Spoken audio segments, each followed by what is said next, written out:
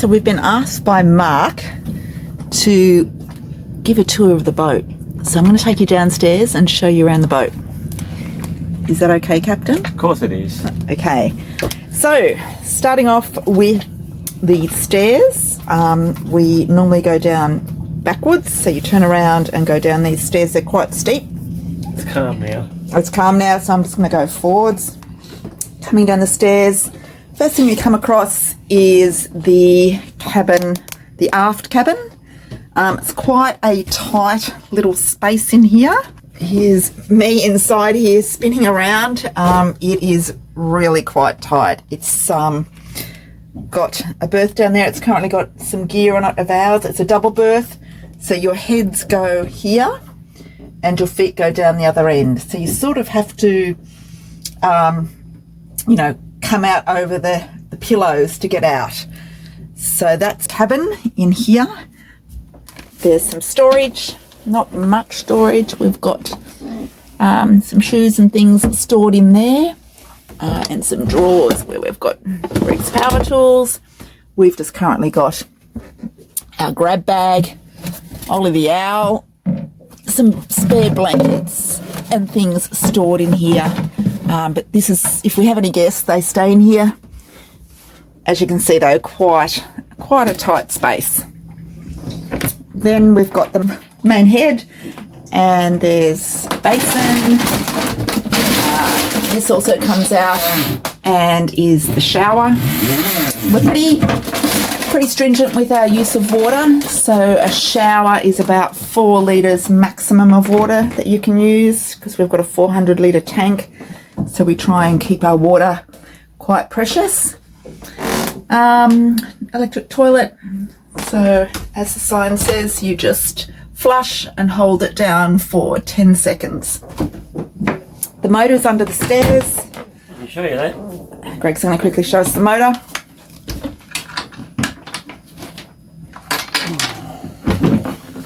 Just pulls forward.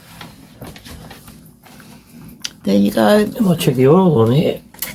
Yep, we are going to start the motor a little bit later today. We're going to move. So, this is his pre-engine start check. Checks the oil level, checks the fluid, checks to make sure that these are tight, and checks to make sure there's no oil leaks.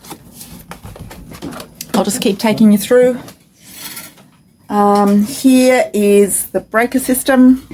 They're the breakers there, so they feed each row of switches. So if there was a fault in one of these, then that breaker would pop.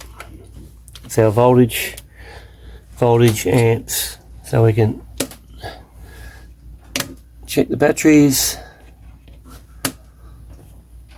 Just over 12, that's alright. That's our bilge pump control. It's on auto, so it's on a float switch. So if water comes into the bilge pump will activate automatically. Here's our depth sounder. You can see there it's showing we've got 2.5 metres under the keel. And interestingly, we're going at a speed of 0.04 knots. We're on anchor. It's just the wind moving us around. That's our water usage. So we've used 42 litres of water in 2 days. We tend to use no more than 20 litres a day. And that's having a shower every day. That's part of the boat's alarm system and basically health indication, which I can dial in using my mobile phone. So it's on a 4G network, so I can turn the fridges on and off, activate the alarm system, which is one of the sensors up there, part of that. That's our VHF, which has got a remote handset at the helm. That's the AIS transmitter receiver. That's just our FM radio. Pardon me. That's our HF shortwave radio, which is it's a good thing. I'm a ham radio operator, so if I get bored, I can talk to people all over the place on that. This is our chart table. probably doesn't get much use by us these days. We don't sit down and... Never on it. Yeah, we don't sit there and plot anything on physical paper charts. Just got a few wires and a bit of junk in there. Yeah, and there's a seat attached here as well. We don't use that. It's permanently tied up. So heater we've been using a bit. Yep, heater's been used a bit. That's just part of our saloon seating, nice and comfortable. This is the main saloon. So we've got, it's a full circle table and wraparound lounge as well. So anyone asks about the gas heater, we do have gas detectors and carbon monoxide detectors in the... Just there's our carbon monoxide detector. We've also got a TV, probably not much bigger than a computer screen these days, but it's great, does us for everything we need on the boat. Not that we spend much time watching TV. We've got a few YouTube channels and just enjoy watching the news. A little bit of book storage over there. Really important little porthole so you can look out and see what's going on. And you can see we've got a neighbour. And sometimes when we're under sail and we're heeled over, there's water streaming past this porthole. My little book collection there. EPIRB, boat EPIRB. Greg and I have also got personal EPIRBs that we have on our life jacket when we're underway. We wear those all the time when we're underway. Our kitchen.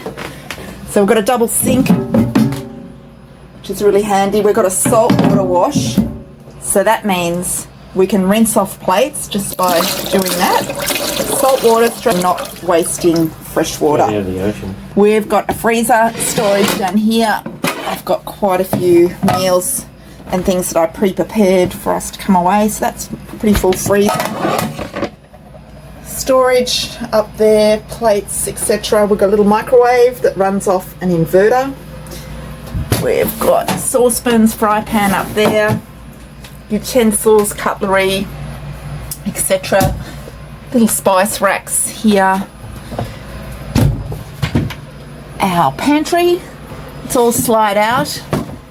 Now you don't want to slide this out while you're underway because it might all fall out. That's why we have a locking system here. Our fridge, little freezer unit at the top, and everything else is stored in the fridge. We'll take that and do a bit worse. And our oven that's on a gimbal. A gimbal means when you're underway, you take the gimbal off, the oven swings. So if you're underway and it's really bumpy at sea, everything's swinging and that kettle is not going to come off. I'm going to hand over to Greg, who's going to give you a tour of Whitworth. This is where I keep all my spare parts for fixing the boat up. So there's spare anodes up there for the propeller and shaft. That's the main inverter charger for the boat. Start battery is there. The house batteries are underneath this plate, or behind that plate. That's the wind generator control, so that's off, so it feathers them. That annoys at night, but at the moment, I leave them on at the moment. That is the alternator charge controller that I put in a few years ago. That offers a better control of the alternator output so it doesn't cook your batteries. That's the solar panel charge controller. The Victron, very good unit. That's our secondary inverter, 240 volt secondary inverter. It's a 600 watt one. Here is some lightning protection I put in. That's the main breaker for the inverter. There's some current meters, so that's the wind generator current meters, and that's our solar generator current meter at the moment, which is whacking in about 10 amps. It normally goes up to about 30 when on direct sun. That's our main inverter control on and off. Yeah, well, I've had to pick all them out because they've gotten old, so they don't work anymore. So I've had to actually take the membrane cover off so I could be able to activate the switches. But it still works. It's pretty old. It's been there since 1994, I think. That's the inverter output. So you can see it's 110 volts because this is an American boat. So the main inverter just outputs 110 volts at the American power points. That's one of the reasons why I've got the 240 volt inverter there, so we can run our 240 volt stuff like charging our drills and polishers and electric toothbrushes and things like that. So as long as the original inverter charger, which is 110 volts, is still working, I'm not going to worry about it too much. I'll replace that if it ever fails. So obviously the microwave ovens is 110 volts, and that's an example of good old American power points. But we can run an adapter because most charging outlets for your phone and stuff like that, if need be, they actually run from 100 to 240 volts anyway. And I'll give it back to Kim. Thank you, Greg. So, coming through the saloon, we are coming into the forward berth. This is our berth. So it is I guess it's a queen size bed. I've got queen sheets on there. We have a 200 litre water tank under the bed. And we also have quite a bit of plumbing under here. It's all there in terms of the ensuite plumbing. A couple of drawers. I prefer just to store my clothes up here. That's my clothes for 6 months. And Greg stores his clothes a little bit all over the place, but there they are, all over there. We have our life jackets always stored behind there, and our sailing wet weather gear is in there. Coming through to the forward head, so we have the toilet, which is on an electric flush. We have over here, this is actually the anchor well, and plus we have storage of the air pump for the dinghy and the siphon and a few other bits and pieces. We usually store the fuel container for the dinghy in there when we're not permanently cruising like we are now. So that's just the anchor well. We have a shower. Again, still limited to those 4 litre showers. If we've been fortunate enough to have the motor on to get hot water, we can use the hot water coming through here. If not, what we do is we boil the jug and we add it to a couple of litres in this sink here, add the boiling water to this, and we have what we call a cup shower. So this was just about 4 litres. Grab a cup, scoop yourself up and just pour hot water over yourself. That's another shower if we haven't had the opportunity to have the motor on. That happens quite a bit, and that's fine. All good, just having warm water is really good.